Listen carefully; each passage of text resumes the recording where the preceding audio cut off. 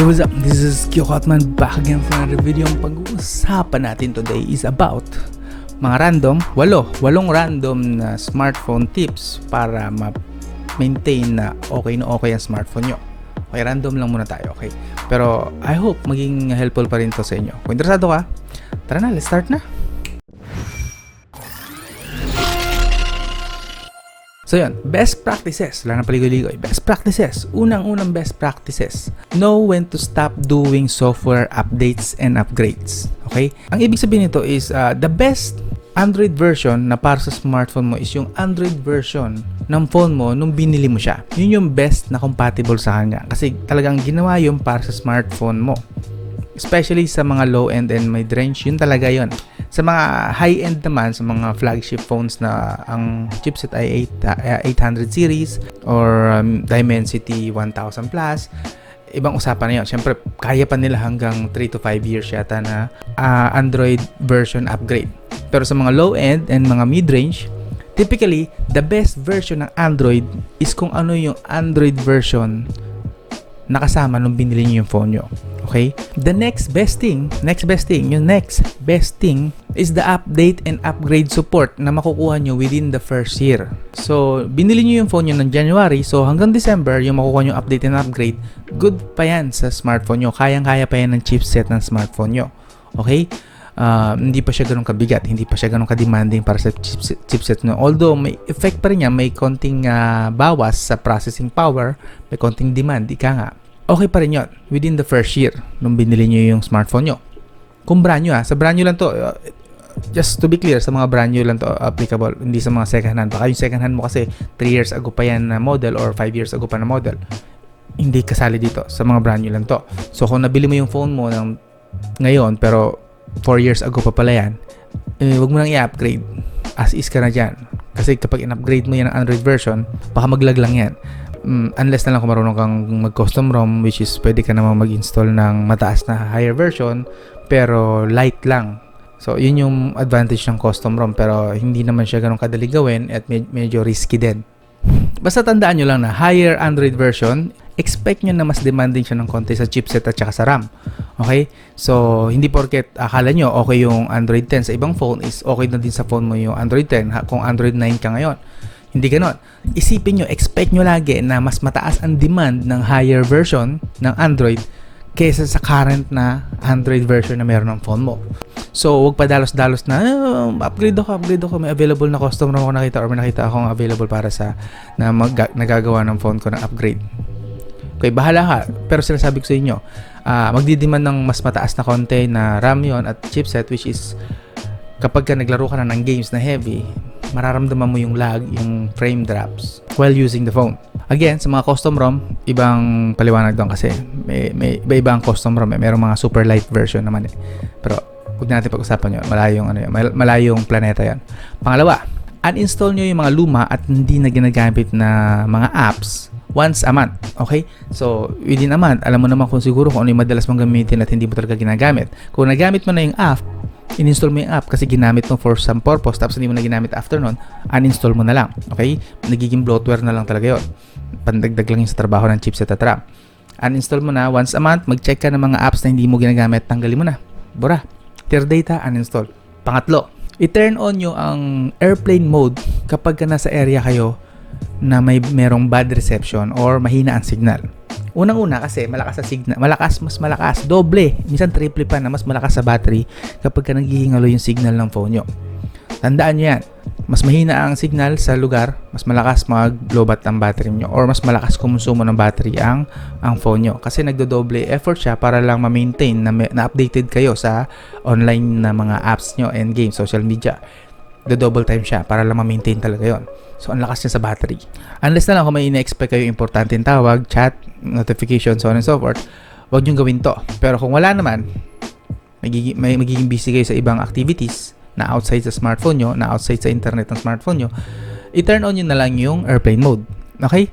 Pang-apat, maintain nyo na malinis ang bulsa nyo at yung mga bags nyo. Kung saan nyo nilalagay ang smartphone nyo, i-maintain nyo. Kasi every now and then, napapasukan nyo ng alikabok, mga dumi-dumi at mga debris. Yan. So, every time na pinapasok nyo yung smartphone nyo sa bulsa nyo, posible kasi na pumasok yung mga alikabok na yung maliliit na bagay na yon sa mga butas ng smartphone nyo, like charging port, headphone jack, speaker grill, ano pa, yung mismong lagay ng mic. So, baka pag tumagal kasi, kapag naipon yan doon, posible na magloko yung mic, posible na magloko yung charger, yung charging nyo, posible magloko yung speaker, or posible magloko yung ano pa ba? Basta yung mga butas na pwedeng magloko yun. So, as much possible, bago nyo suotin ng pantalon nyo, kahit bagong laba lang yan, ibaliktarin nyo muna yung bulsa nyo, pagpag nyo, para matanggal yung mga natitira doon na nakapasok na mga balikabok, basura, or mga buhangin. The same goes with sa bag. Siguro every now and then, every time na after mong gamitin yung bags nyo, baliktarin nyo para mapagpag yung madudumi, yung mga buhangin at kung ano pa. Okay, lalo pag ginagamitan nyo ng mga gadgets. Okay, it's for hygiene din naman kasi yun. So, yeah, please maintain cleanliness na lang din sa bulsa nyo tsaka sa mga bag. Lalo ginagamitan nyo nga ng mga gadgets nyo, like smartphones. Alright? Pang-5, turn on low power mode while charging. So, kung nag-charge ka, gusto mo mabilis na matapos yung charging, mas maganda na i-turn on mo yung low power mode. Kung hindi mo kayang i-on ang airplane mode, gusto mo pa rin naging updated ka sa mga chat, text, so on and so forth, tawag, low power mode, okay din na option. Alright? This way, kung naka low power mode si smartphone, mas mabilis, mas konti lang kailangan niyang battery at mas mabilis ngayon mapupuno yung battery mo while charging. Pang-6, patayin mo ang phone mo once a week sa loob ng 5 minuto. Ito ang isa sa mga pinaka-healthy na gawain na sana ginagawa natin lahat, pero actually maraming hindi gumagawa nito. Minsan inaabot pa ng ilang buwan bago maisipan na i-restart or i-off yung phone. Pero this time, dahil alam nyo na, sana maisipan nyo na once a week, siguro every weekend gawin nyo, since most of you weekend naman yung pahinga.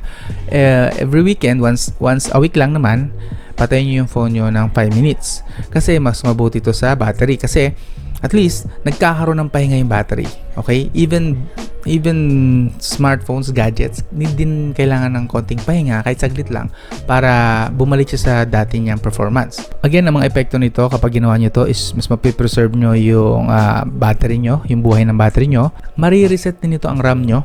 Yung RAM nyo kasi kapag naka-on lang yan the whole time, so yung mga apps na ginamit nyo sa background na iiwan, nag-i-stay pa rin yun sa RAM. Pero kapag in-off nyo yung phone nyo or restart, mas maganda off na lang for 5 minutes. 5 minutes lang, siguro hindi naman ganun katagal yun. Isang kanta lang yun, isang buong kanta lang. At least mabibitawan niya lahat. Back to zero yung RAM. So kapag in-on mo yung smartphone mo, medyo fresh na fresh yung RAM na tumanggap ulit ng mga trabaho galing sa mga apps and games nyo. Also, may mga temporary files and cache din na mabubura yung nakatengga lang ba sa RAM at saka sa chipset na pinoprocess sana nung naka-on siya na hindi naman talaga ginagamit urgently, mabubura yun, at least bubura yun. Cache lang yun, walang kinalaman yun sa mga actual na files mo. Cache files lang yun mostly. So kapag kainop mo, mabubura yung mga temporary cache files. Hindi lahat, pero may mabubura na mga cache files. Pang-7, third party chargers are okay. Okay? Pero mga fake chargers, bad yun. Okay, ibig ko sabihin dito, pwede kayong gumamit ng mga, nabanggit ko na to sa ibang video, na pwede kayong gumamit ng mga ibang brand ng charger sa smartphone mo. Like kunwari, Vivo ang phone mo, pero yung charger mo is Anker, or ang charger mo is galing kay Oppo, or ang charger mo galing kay Samsung, pero Vivo ang phone mo. Okay lang yun, basta mga legit yung mga yun. Ang hindi okay is kapag gumagamit kayo ng mga fake chargers. Fake chargers is yun yung ang tatak, Oppo, yung charger, pero hindi gawa ni Oppo. Kasi binili mo lang sa tabi-tabi, sa mga bangketa, sa kung saan-saan, sa hindi mga authorized na mga stores. Kasi ang dahilan mo, makatipid. Pero kung nasira ang phone mo, tingin mo, nakatipid ka nga ba talaga? Matsatsambahan ka niyan at some point. Hindi man siguro ngayon, pero balang araw, bukas, makalawa. Ang pagtitipid nilalagay yan sa lugar. So, okay gumamit ng charger ng ibang brand, pero huwag kang gagamit ng mga fake. Fake is yung mga kilalang brand nga, pero hindi naman siya talaga ginawa ng brand na yun.